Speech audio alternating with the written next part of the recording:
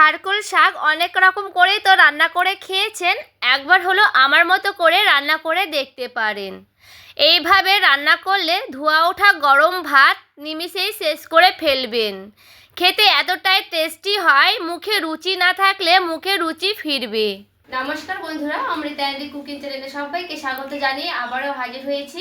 তো যে সকল বন্ধুরা ইউটিউব চ্যানেল থেকে দেখছেন তারা প্লিজ চ্যানেলটাকে সাবস্ক্রাইব করে আমার পাশে থাকবেন।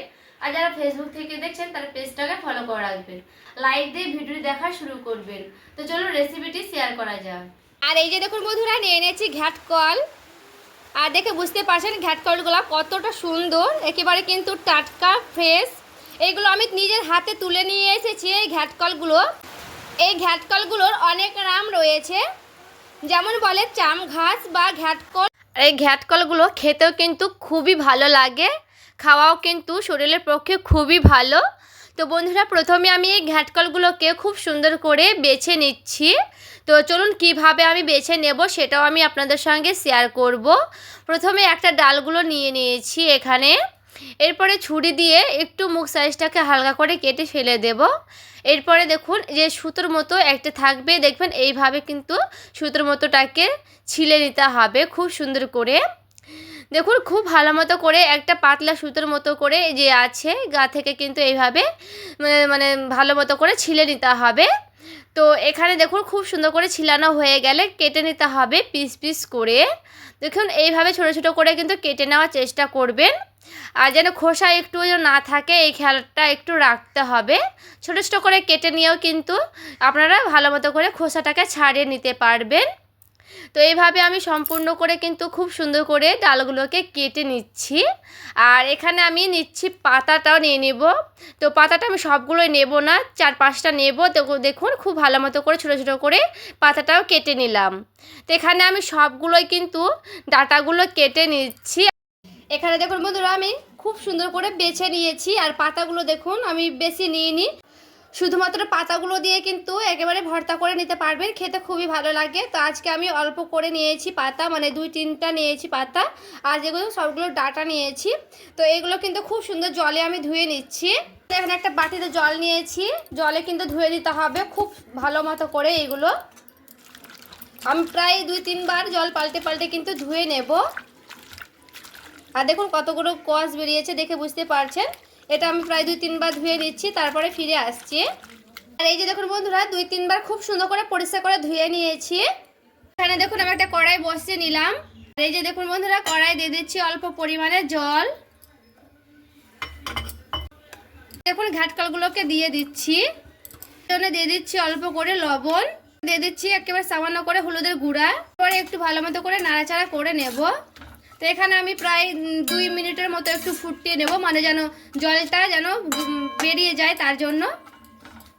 তো একটু এইভাবে ঢাকা দিয়ে দিচ্ছি, ঢাকা দিয়ে একটু ফুটিয়ে নেব 1 থেকে 1.5 মিনিটের বা 2 মিনিটের মতো।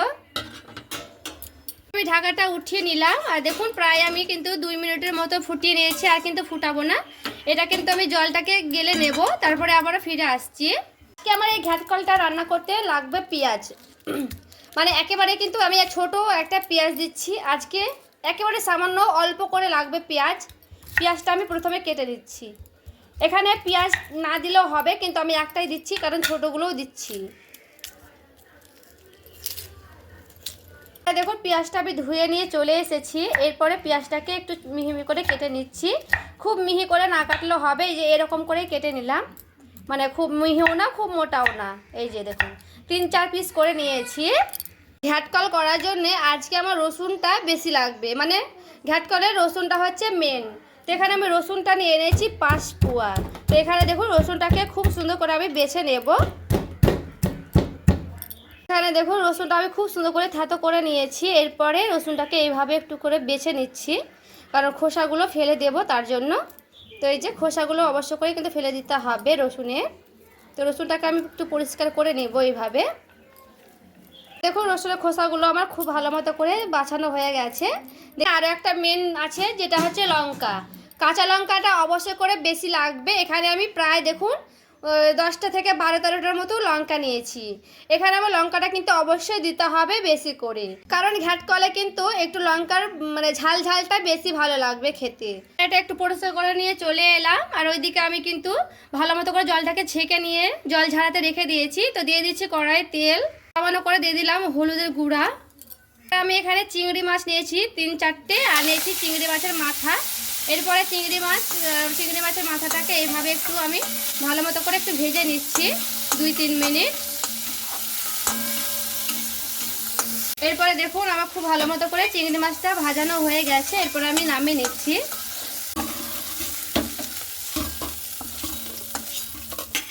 এরপরে দেখুন ওই কড়াইয়ে সে রসুন আর পেঁয়াজ একটা কেটে নিয়েছিলাম, ওই দুটাও দিয়ে দিচ্ছি এগুলো।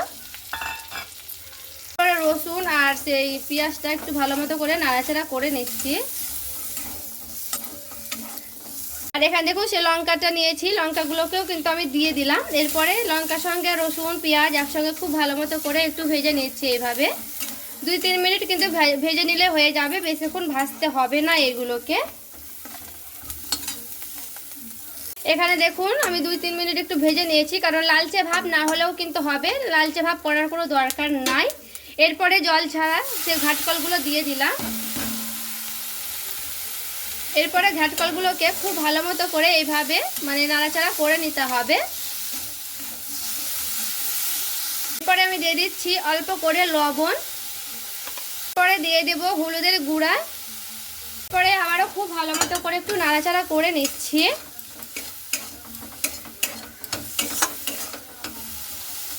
এটাকে কিন্তু আমি ঘাটকল থেকে একেবারে যে জলগুলো আছে একেবারে কিন্তু শুকনো শুকনো করে নিতে হবে।